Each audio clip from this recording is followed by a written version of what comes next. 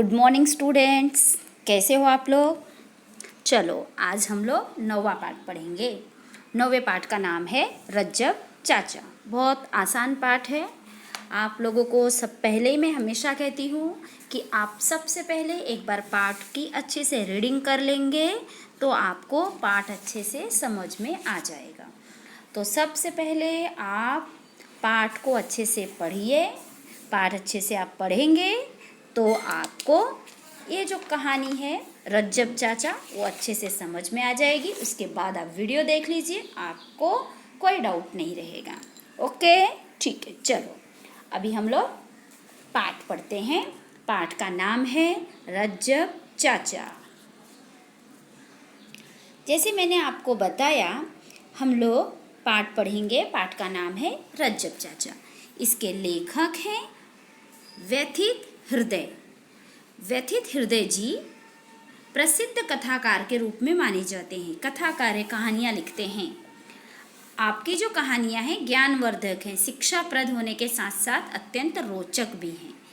ज्ञानवर्धक तो हैं, शिक्षाएं तो देती हैं, इसके साथ साथ बहुत ही रोचक, बहुत ही मनोरंजक भी इनकी कहानियाँ रहती हैं। इन्होंने बहुत सारी पुस्तकें लिखी हैं, जैसे कि उपनिषदों की श्रेष्ठ कहानियाँ, जीवन रश्मियाँ, भारत छोड़ो, मनुष्य जो देवता बन गए आदि। ये इनके द्वारा लिखी गई पुस्तकें हैं। यह जो यहाँ आपको पाठ दिया गया है रज्जब चाचा, यह जो है यह एक कहानी है। इस कहानी में कथाकार जी ने पारंपरिक हुनर, रज्जब चाचा जो हैं वो कैसे, उनके पास एक हुनर है। कौन सा हुनर है? सिलाई का। तो पारंपरिक हुनर, ग्रामीण सामाजिक ताना बाना, आपसी प्रेम, सद्भाव, धार्मिक सहिष्णुता, भाईचारा आदि का बड़ा ही मार्मिक वर्णन किया है। उच्च पदस्थ होकर भी अपने से बड़े बुजुर्गों के प्रति आदर सम्मान इस कहानी में दर्शनीय एवं अनुकरणीय है।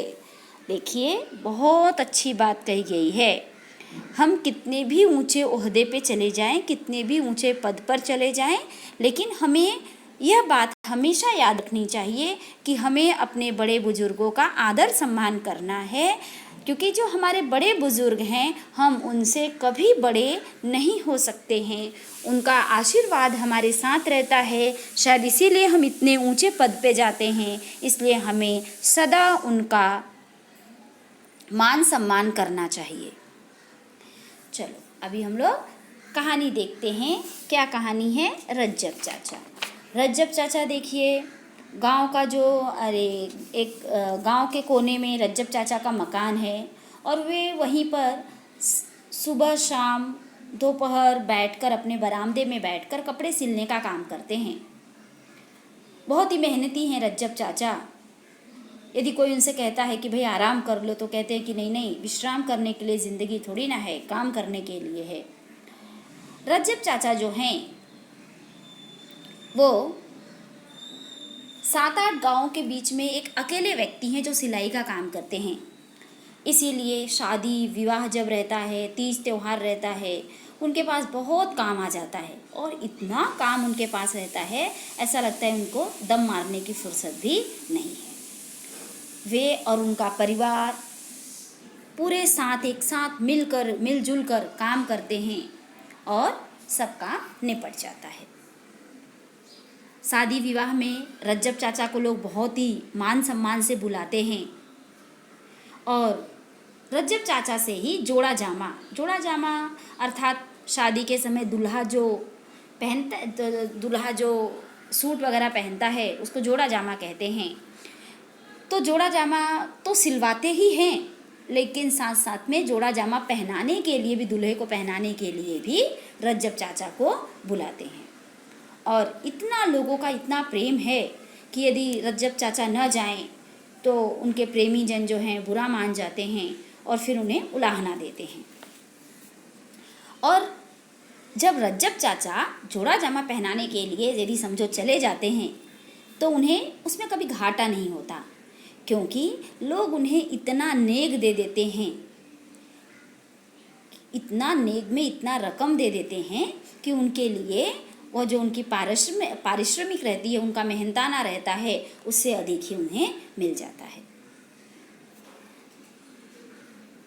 देखिए रज्जब चाचा जो हैं 75 को पार हो गए हैं, लेकिन अभी भी वो सुई के छेद में बिना चश्मे के ही धागा डाल लेते हैं।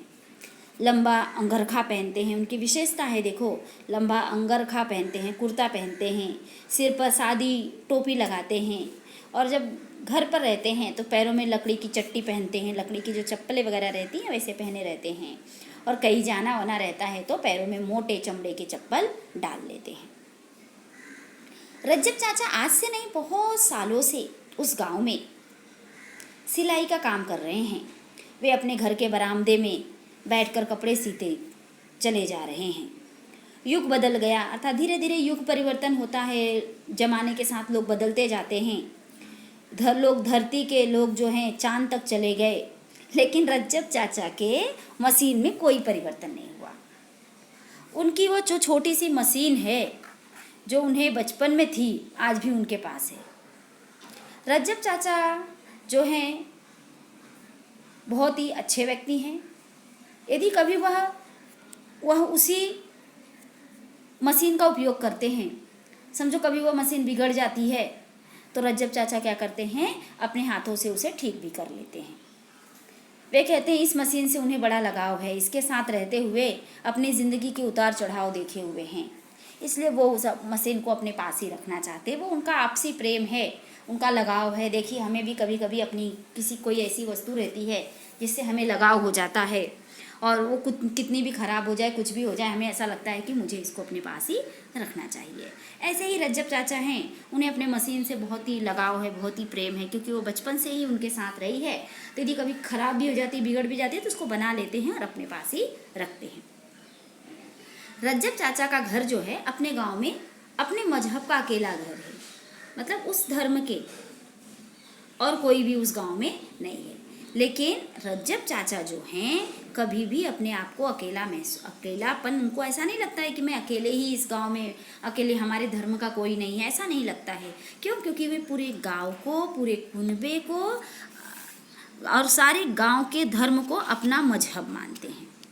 और गांव के जो सभी बड़े छोटे बड़े सभी लोग हैं, वे रज्जब चाचा का आदर करते हैं, रज्जब चाचा का सम्मान करते हैं। जब समझिए गांव में यदि कभी किसी से झगड़ा उगड़ा हो जाता है, तो सुलह करने के लिए रज्जब चाचा को बुलाया जाता है, और रज्जब चाचा यदि समझिए जो निर्णय दे देते हैं, तो वह निर्णय अंतिम निर्णय होता है, फिर उसको बदलने का साहस कोई नहीं करता है। रज्जब चाचा का सिर्फ अपने ही गांव में नहीं, दूर दूर के गांव, दूसरे गांव के लोग भी रज्जब चाचा की बड़ी प्रतिष्ठा करते हैं, बड़ी मान सम्मान करते हैं। वे जहाँ भी पहुँच जाते हैं, लोग उनका आदर सम्मान करते हैं। होली, दीपावली, जो हिंदुओं का त्यौहार रहता है, दशहरा, ऐसे समय पे दूर दूर से घरों में लोग उनके यहाँ पकवान पहुँचा जाते हैं। और रज्जब चाचा स्वयं भी जब उनके त्यौहार रहते हैं, जैसे ईद रहती है, बकरी ईद रहती है, ऐसे अवसरों पर वे भी क्या करते हैं, लोगों के घरों में सेवइयाँ, मिठाइयाँ भिजवा देते हैं। इस तरह रज्जब चाचा का हम देखेंगे कि स्वभाव कैसा है, बहुत ही मिलनसार है। वे गांव के सभी लोगों के साथ मिलजुल कर रहते हैं। यहाँ पर लेखक ने एक घटना बताई है। रज्जब चाचा के जवानी के दिन थे। गांव में ठाकुर सूरजभान थे, उनके लड़के का विवाह था। सूरजभान जो था वह माता सूरजभान का लड़का माता प्रसाद कैसा था, गौर वर्ण का, गौर वर्ण था, गोरा रंग था, हंसमुख, बहुत ही पढ़ा लिखा सुशील लड़का था। और रज्जब चाचा ने बहुत चाव से, बहुत मन से उसके लिए उसके विवाह का जोड़ा जामा बनवाया था। रज्जब चाचा ने अपने हाथों से बहुत सुंदर तरीके से जोड़ा जामा पहनाया। जब दूल्हे ने वह जोड़ा जामा पहना तो ठाकुर जी की तो बाछें खिल गई, अर्थात ठाकुर जी देख के बहुत खुश हो गए। ठाकुर बाग होकर बोले, रज्जब चाचा तुमने तो कमाल कर दिया, तुम्हारे बनाए हुए जोड़े जामे में मेरा बेटा तो बहुत ही फब रहा है, ऐसा लग रहा है जैसे कि इंद्र हो। रज्जब चाचा बोल उठे, तुम्हारे मुंह में भई घी शक्कर खुदा की मेहर हुई तो तुम्हारा बेटा सचमुच ही इंद्र होगा। रज्जब चाचा ने ऐसा आशीर्वाद दिया। माता प्रसाद ने भी रज्जब चाचा के पैर छुए। रज्जब चाचा ने प्रसन्न होकर उसके सिर पर अपना दाहिना हाथ रखा और उन्हें आशीर्वाद दिया कि सचमुच भाई तुम इंद्र बनकर अपने देश का नाम रोशन करो। और ठाकुर ने प्रसन्न होकर रज्जब चाचा को पूरे 100 रुपए का नोट न्यौछावर में दे दिया। 100 रुपए का नोट, अभी आपको लग रहा होगा 100 रुपए, लेकिन 100 रुपए उस समय के बहुत बड़ी रकम होती थी। और रज्जब चाचा भी खुश होकर आशीर्वाद देते हुए अपने घर चले गए। ये एक घटना है। धीरे धीरे दिन बीत गया। माता प्रसाद जो है वकालत की पढ़ाई कर रहा था। वह शहर में वकालत करने लगा। कुछ दिनों के बाद शहर में ही बस गया। ठाकुर साहब की यहाँ मृत्यु हो गई। दिन युग की रफ्तार में उन दिनों पर ही नहीं, अपने काम पर भी प्रभाव अवश्य डाला। काम तो अभी रज्जब चाचा के पास बहुत है, पर गांव में बहुत से ऐसे लोग पैदा हो गए हैं जो कपड़े शहरों में सिलवाने लगे हैं। तो रज्जब चाचा, पहले के जो लोग थे, अभी कैसे थोड़ी परिस्थितियां बदल गई हैं। अभी लोग जैसे जैसे शहरों की तरफ जाने लगे हैं, कपड़े सिलाने लगे हैं। रज्जब चाचा बदलते हुए ज़माने की कभी निंदा नहीं करते हैं, लेकिन वे ज़माने के प्रभाव में आकर अपनेपन को छोड़ना पसंद भी नहीं करते। उन्हें ऐसा नहीं लगता है कि हमें ज़माने के साथ नहीं चलना चाहिए, लेकिन ज़माने के प्रभाव में अपनापन हमें नहीं छोड़ना चाहिए। वे मुसलमान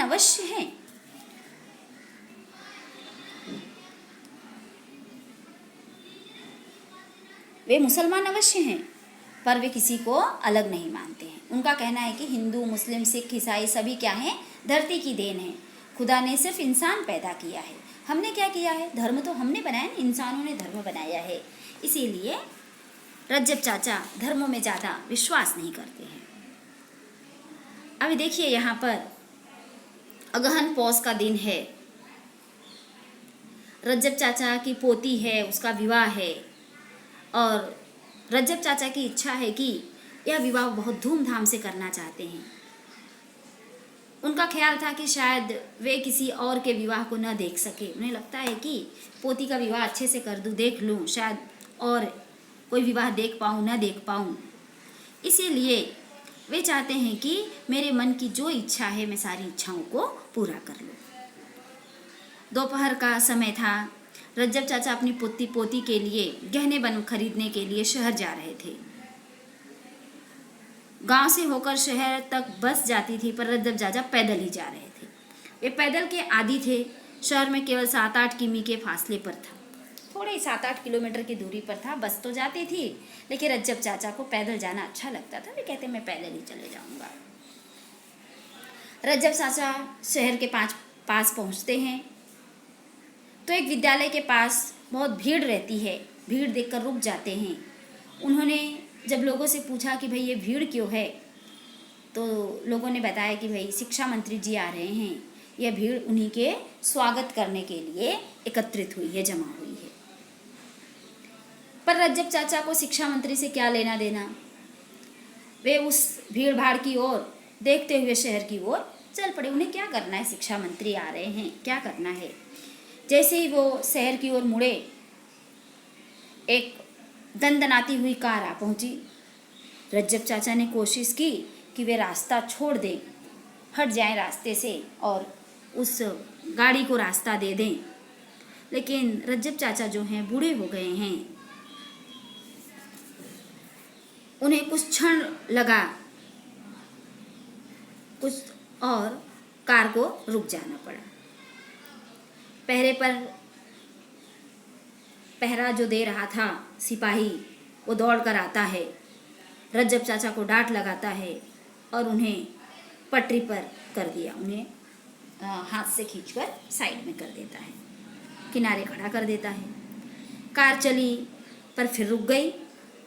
फिर अचानक कार का दरवाज़ा खुला और एक प्रौढ़ व्यक्ति जो है बाहर निकला। वे कोई और नहीं, कौन थे? शिक्षा मंत्री जो थे। शिक्षा मंत्री आ रहे थे ना, शिक्षा मंत्री थे।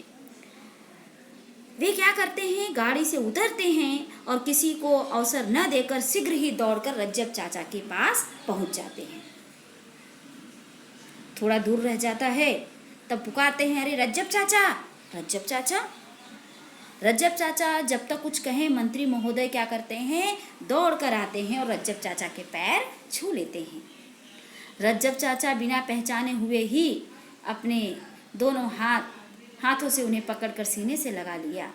रज्जब चाचा ने जब अपने सीने से लगाते हुए जब उनका शिक्षा मंत्री का मुख देखा, मुखाकृति को गौर से देखा, तो वे तो हठात रह गए। वे बोले, माता प्रसाद? मंत्री महोदय बोले, हाँ रज्जब चाचा, मैं माता प्रसाद ही हूँ। आप ही ने तो मुझे इंद्र बनने का आशीर्वाद दिया था। रज्जब चाचा की जो आंखें हैं, आंखों में पानी आ जाता है। उनके आंखों के चारों तरफ आनंद ही आनंद छा जाता है। खुशी के मारे उनके आंखों से आंसू गिरने लगते हैं। उनकी आंखों से आंसू के उत्तर में मंत्री महोदय की जो आंखें थी वह भी सजल हो जाती है। मंत्री महोदय की आंखें भी गीली हो जाती हैं खुशी के मारे। उन्होंने आंसुओं से स्मृति चित्र देखे, पुरानी बातें याद आ गई, हाल चाल पूछा। रज्जब चाचा ने उन्हें बताया कि पोती का विवाह है 10 दिसंबर को, और मंत्री महोदय ने डायरी निकाली और उस डायरी में 10 दिसंबर का दिन लिखकर रज्जब चाचा को बड़ी नम्रता से नमस्कार किया और फिर चले गए। देखो, यहाँ पर माता प्रसाद जो गांव का वही युवक जिसका विवाह था और जिसके लिए रज्जब चाचा ने विवाह का जोड़ा जामा बनाया था और इंद्र बनने का आशीर्वाद दिया था, आज वही युवक शिक्षा मंत्री बन गया है। और शिक्षा मंत्री बनने के बाद भी जब रास्ते में उसे रज्जब चाचा जैसे गांव के साधारण व्यक्ति, एक सिलाई करने वाले देखा जाए तो एक साधारण से व्यक्ति उनको जब मिलते हैं तो वह उनका तिरस्कार नहीं करता है, बल्कि आगे आकर उनके पैर छूकर आशीर्वाद लेता है। बहुत बड़ी बात है और उनसे बातचीत करता है। चलो आगे देखते हैं। रज्जब चाचा अपने गांव आ जाते हैं शहर से। 10 दिसंबर का दिन रज्जब चाचा की पोती का विवाह है। सूर्य डूब चुका है, शाम हो गई है। रज्जब चाचा जो हैं बहुत काम में व्यस्त हैं। वैसे भी शादी ब्याह में देखिए काम बहुत रहता है, काम में व्यस्त हैं। उनके पैरों में ऐसा लग रहा है जैसे विद्युत की गति पैदा हो गई है। यहाँ वहाँ दौड़ रहे हैं कि भाई कुछ कमी न रह जाए शादी ब्याह में। तब तक रज्जब चाचा के दरवाजे पर एक बड़ी सी कार आके रुकती है। रज्जब चाचा तो आश्चर्यचकित हो जाते हैं उस कार को देखकर। कार का दरवाज़ा खुलता है और वही मंत्री महोदय, कौन, माता प्रसाद, कार से उतरते हैं। रज्जब चाचा ने दौड़कर माता प्रसाद को पकड़कर अपनी छाती से लगा लेते हैं। उनके मुंह से अपने आप निकल जाता है, अरे बेटा तुमने क्यों कष्ट किया? रज्जब चाचा की आंखें भर आई। उन्होंने अपने बरामदे में कुर्सी पर ले जाके माता प्रसाद को बैठाया। सारे गांव में यह खबर फैल गई कि भाई अपने गांव में शिक्षा मंत्री आए हैं। मंत्री महोदय को उस दिन रात में राजधानी जाना था, अतः उन्होंने शीघ्र ही चाय पानी करके जल्दी ही चाय नाश्ता किया और उन्होंने रज्जब चाचा से छुट्टी ले लिया। रज्जब चाचा और गांव के लोग उन्हें कार तक पहुंचाने के लिए आया। मंत्री ने रज्जब चाचा के पैर छुए। रज्जब चाचा, आप क्या करते हैं? रज्जब चाचा ने उत्तर दिया, यहीं बरामदे में अपनी पुरानी मशीन से सिलाई करता हूँ। कुछ दिनों के बाद देखिए, थोड़े दिन बीत जाते हैं। कुछ दिनों के बाद बड़ा आश्चर्य के साथ देखा कि रज्जब चाचा के पास क्या है, 2 नई मशीनें आ गई हैं और जो 2 युवक भी उनके पास, गांव के जो 2 बेरोजगार युवक को अपने पास काम पर रख लिया है। बाद में गांव के लोगों को पता चला कि ये जो मशीनें हैं, 2 नई मशीनें हैं, ये मंत्री महोदय ने भेजी थी। अब रज्जब चाचा खूब खुश रहने लगे हैं। देखिए, कहानी तो बहुत छोटी सी थी, लेकिन कितनी अच्छी, कितनी सुंदर सीख देने वाली कहानी थी। यहाँ पर यह बताया गया है कि हमें किस प्रकार भाईचारे से रहना चाहिए, धार्मिक सहिष्णुता बना के रहना चाहिए, और माता प्रसाद जो उच्च पद पर होकर भी किस प्रकार रज्जब चाचा को मान सम्मान देता है, वह बहुत ही उल्लेखनीय है, बहुत ही आदरणीय है। ऐसे ही हमें बच्चों, ऐसे ही हमें भी अपने जीवन में इसी प्रकार रहना चाहिए। हमें बड़े बुजुर्गों का मान सम्मान करना चाहिए, आदर सम्मान करना चाहिए। अपने अंदर कभी भी अहंकार की भावना नहीं लानी चाहिए। यदि हम ऐसा करते हैं तो ही हम अपने जीवन में सफल होते हैं। तो आपको कहानी, आपको पाठ है, ये जो कहानी है रज्जब चाचा, अच्छे से समझ में आ गई होगी। ठीक है, और इसके बाद अगले वीडियो में हम लोग इसका एक्टिविटी अर्थात क्वेश्चन आंसर कर लेंगे। धन्यवाद।